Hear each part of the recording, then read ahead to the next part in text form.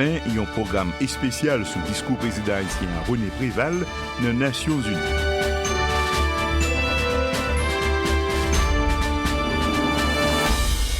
N'a salué toutes les amis téléspectateurs pour présenter le programme spécial ça a fait dans l'occasion discours président haïtien René Préval mettait devant Assemblée générale Nations Unies vendredi 24 septembre 2010 là. Moi c'est Ronald César depuis Washington et avec moi un collègue moi Lionel Desmarat. Nous avons avec nous invité Henri Francisque qui est un journaliste retraité la Voix de l'Amérique avec Serge Bellegarde, un spécialiste dans questions internationales. Et tant que Ronald dit là, nous allons présenter discours président René Préval là avec analyse et commentaires.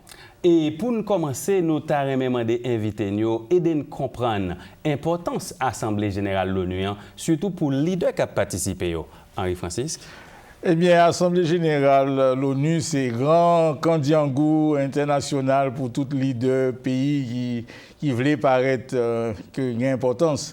Donc, il y a un chef d'État, gouvernement, premier ministre, tout le monde qui a une figure, mais là, il y a pour venir parler pays.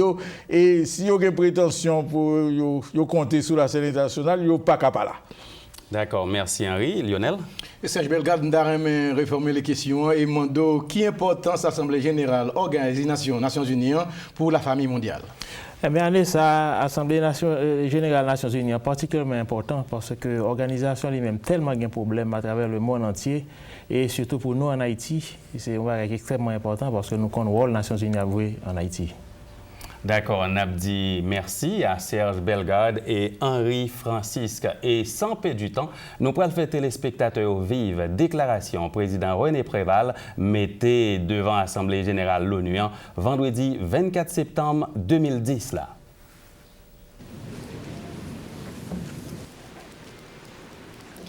Monsieur le Président, Monsieur le Secrétaire général, Excellences, Mesdames, Messieurs, les chefs d'État et de gouvernement,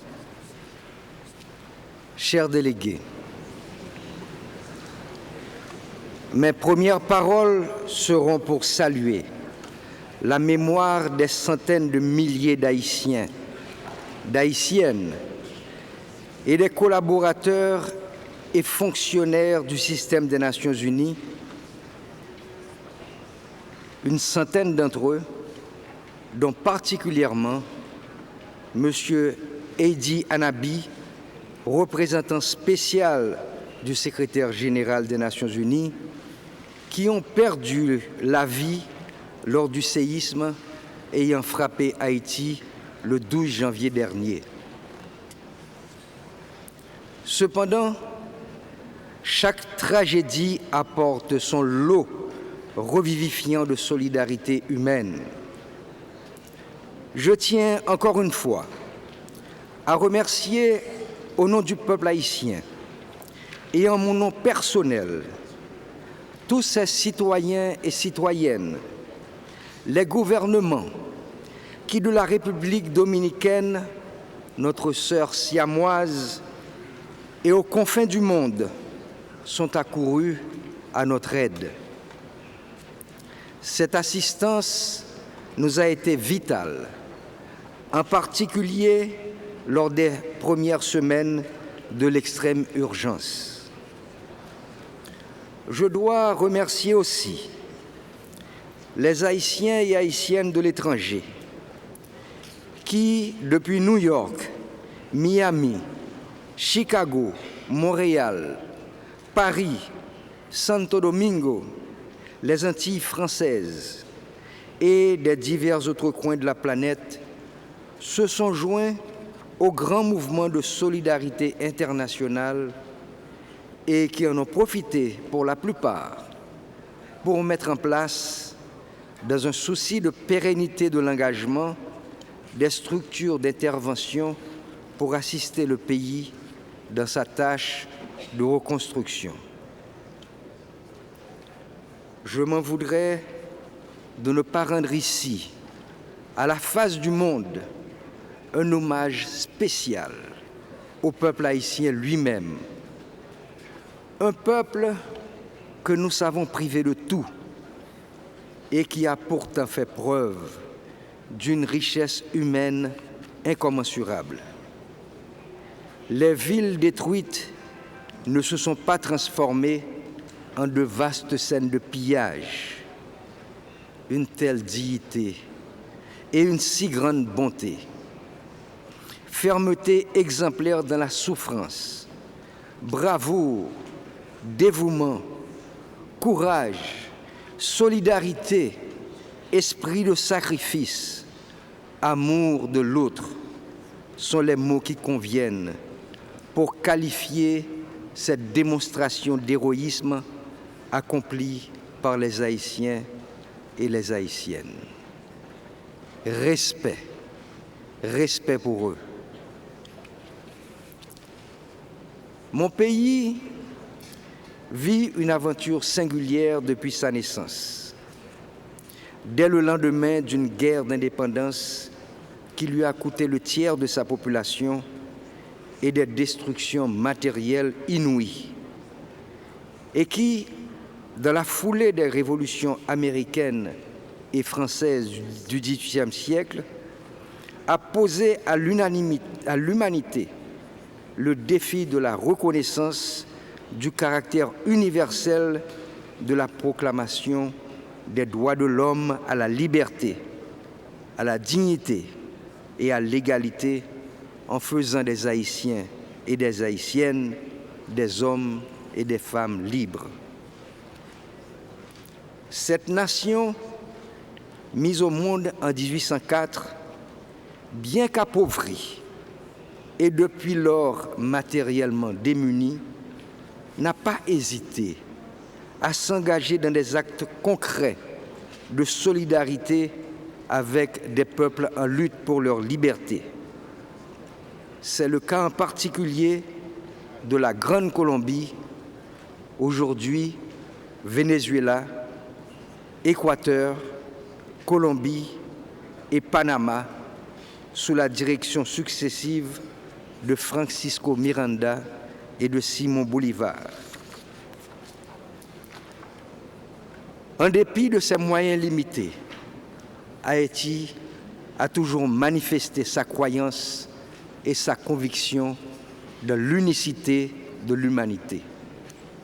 Voilà pourquoi nous apprécions à sa juste valeur cet immense mouvement de solidarité et de compassion que la communauté internationale a exprimé à l'endroit de notre pays depuis les premiers moments qui ont suivi le séisme jusqu'à l'engagement affirmé lors de la conférence de New York le 31 mars dernier de participer à la reconstruction d'Haïti sur la base du plan d'action présenté par le gouvernement haïtien. Depuis lors, nous avons mis en place, avec l'aide de la communauté internationale et avec l'appui des Nations Unies, une commission en charge de coordonner les ressources pour la reconstruction. Cette commission est un véhicule stratégique important pour aider le pays à gérer avec rigueur et transparence les ressources mobilisées au sein de la communauté internationale pour accompagner le pays dans son effort de reconstruction. Cette commission a déjà approuvé plus d'une trentaine de projets se rapportant à l'éducation, à la santé, aux infrastructures, etc., pour un peu plus de 1 milliard de dollars. Mes remerciements aux pays et aux agences qui ont fait suivre leurs engagements d'actions concrètes de financement.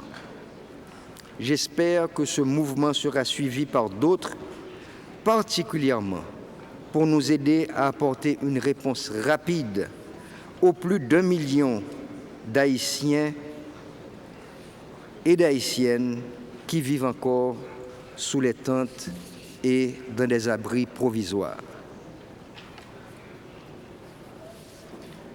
Monsieur le Président, Excellences, Mesdames, Messieurs, chers délégués, nous sommes au lendemain d'une réunion importante sur les objectifs du millénaire pour le développement.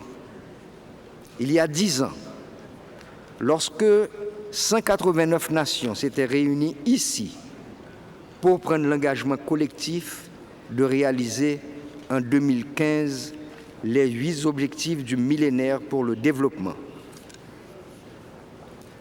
À ce moment, la communauté internationale s'était en réalité mis d'accord sur une certaine vision de ce qui devrait être le monde en 2015.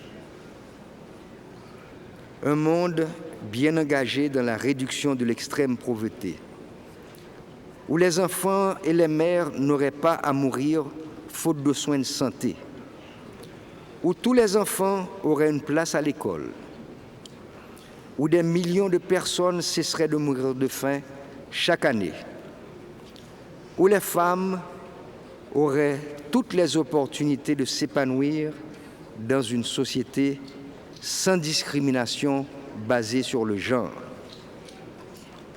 Cette vision était juste parce qu'elle place la dignité humaine au cœur des programmes de développement et de l'agenda de la coopération internationale.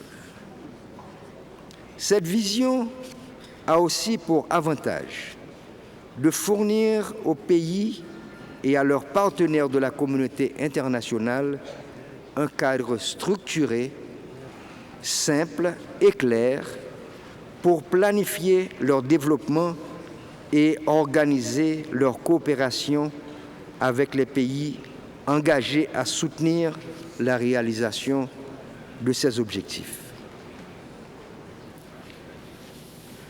Si d'importants progrès ont été accomplis dans la bonne direction, à 5 ans de l'échéance de cet agenda de 2015, un long chemin reste encore à faire. Faute par les pays développés de concrétiser les engagements pris en faveur de ces objectifs et en particulier leurs engagements financiers. Et pourtant, que dire de ces milliers de milliards de dollars engloutis depuis 10 ans dans des guerres aussi sanglantes qu'injustifiées? Que dire des budgets de dépenses qui, chaque année, dépassent de loin ce qu'il faudrait atteindre pour accomplir ces objectifs du millénaire et qui sont consacrés à la défense des pays? Que dire enfin des incalculables richesses volatilisées dans la course à la spéculation, dans l'arrogante suprématie de l'économie virtuelle sur l'économie réelle? Allons-nous continuer à sacrifier le bien-être et la vie de millions d'êtres humains, l'avenir de notre planète, à cette culture de la peur et de l'avidité? Et que dire de la baisse continue de l'aide publique au développement, alors qu'en 2005, les pays développés s'étaient engagés à en doubler le montant à l'horizon 2010? Qu'est devenue la décision de favoriser un système commercial plus ouvert alors que l'aide aux agriculteurs des pays développés est plus du triple de l'aide publique au développement? En vérité, la globalisation qui a débuté il y a des siècles avec les colonisations et l'importation de captifs africains pour servir d'esclaves dans les plantations de canne à sucre ou de café, dont les produits étaient ensuite exportés vers l'Ouest ou le Sud, cette globalisation a besoin d'être réinventée.